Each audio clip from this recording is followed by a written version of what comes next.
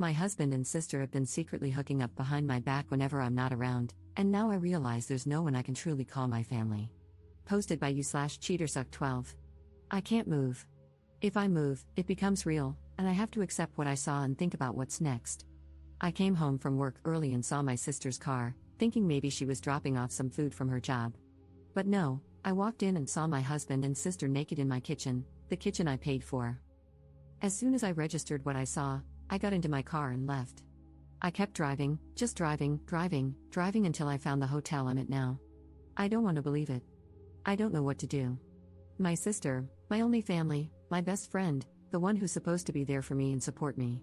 My husband, my person, my other half, the one who's supposed to love and respect me. The two most important people in my life have ruined everything. I've blocked them both on my phone. I don't want to hear any of the BS excuses they'll come up with. I don't want to confront this.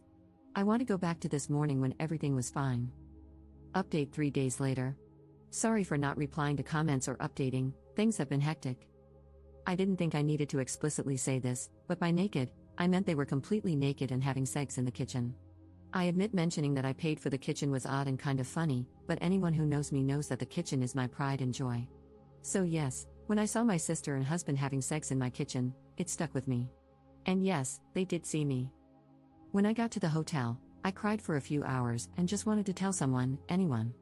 The two people I usually turn to when something happens in my life were the two I needed to talk about, and it was 11-something in the evening. I didn't want to disrupt my friends' evenings or burden them. So instead, I came to Reddit, thinking not many people would see it. The response I received was overwhelming. I want to thank everyone who sent me kind words and advice. Thank you so much for all the virtual hugs. I know I only commented once, it's because I had so much to think about and do. I truly appreciate all the love and support. There was so much amazing advice in the comments, though a lot of it was American-based. Regardless, I still appreciate it. One recurring piece of advice was to unblock them and keep the texts and calls as evidence, so I did that. After posting and having another good cry, I realized I needed to get my crap together. I didn't have my sister or any family to help, so I had to do it myself. I started researching my next steps. In the morning, my friend called, saying my sister had contacted her to see if I'd been in touch.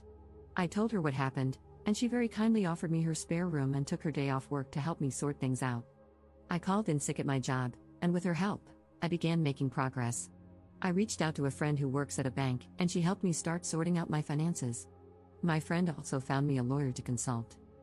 After my phone consultation with the lawyer, I was so overwhelmed. Now I understand why so many women don't divorce their cheating husbands. It's such a lengthy, expensive, and emotionally draining process. Thankfully, I make a stable income and can support myself, and fortunately, we don't have kids. I have to remind myself that things won't happen in one day, it will take time. As for the house, his parents bought it for us. To be honest, after what I saw, I don't even want it. I will try to get reimbursed for my beloved kitchen, otherwise, it can burn for all I care.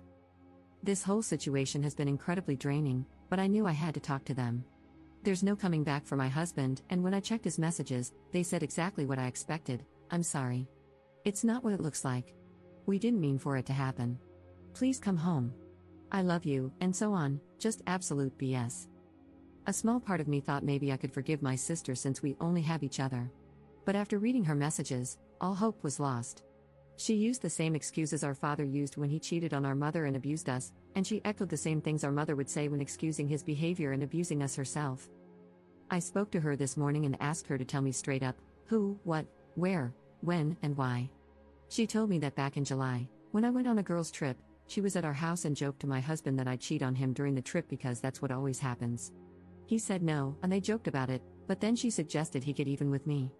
That led to them having sex. Once turned into 2 or 3 times, and then it happened whenever they could manage it. There was never any evidence or sign that I was going to, or even thinking about, cheating. I told her we were done and there's nothing she can do to repair this. Later, I got a call from an unknown number. It was my mother, who I haven't spoken to in 7 years. It turns out my sister has been in contact with her and told her what happened. My piece of trash mother, the same woman who used to beat me for breathing wrong, had the audacity to say this is what I get for taking her daughters away from her. It hurts so much. I know things are going to get even messier, and it's going to be a long few years. I've now lost all my blood relations. I need to get all my stuff and find a new place. I want to show them that I can and I will thrive without them. Again, thank you all from the bottom of my heart for all the love and advice. To all the people in the comments who can relate to my situation, I'm so sorry. Second update 10 months later. I actually forgot about this account until recently, and when I logged back in, I saw so many people still commenting, messaging me, and checking up on me. To those people, thank you for your kindness. Since so many of you are still asking for an update, and because I've already shared such a big part of my life, I may as well give a small update. Back in October, my life was in chaos, but I was determined to soldier through it and show them that I can make it without them and succeed. I had to meet with my ex to talk about the house. He eventually gave up, and we decided to sell it. I was reimbursed for my beloved kitchen. At first, my sister would show up at my job and my friend's house, but once I told her I would get the police involved, she stopped. I haven't seen her since February. I did hear from my pathetic excuse of a mother again, but that was also shut down, and I have not heard from her since the end of last year. I'm from NZ, so my ex and I have to be living separately for 2 years before we can divorce. Although I want nothing to do with him, I'm not too fussed. 1 year is almost done. I started therapy, which has been healing. I wish I had gone earlier. I have moved into my apartment and was promoted at work. I've also gone on 2 girls' trips and had some extra fun this time, as I was a single woman. And I've just started seeing someone. He has been very kind. Thank you all again for your kindness. I hope this is the update you were waiting for. Third update 18 months later. Hello, it's been a while. I still get messages and notifications asking for an update, so this will be my last one. I am officially divorced. It took a while, but I got there, and my ex-husband had 2 years to accept it and not fight it. I've got my own house, a nice kitchen, a cute, mature man on my arm, friends who treat me like a sister should, and a job that respects me. I'm happy and couldn't care less where my biological family is or what they're doing. I am enjoying the wonderful summer we're having in NZ and living my life. Thank you all for the support. Wish you all the best.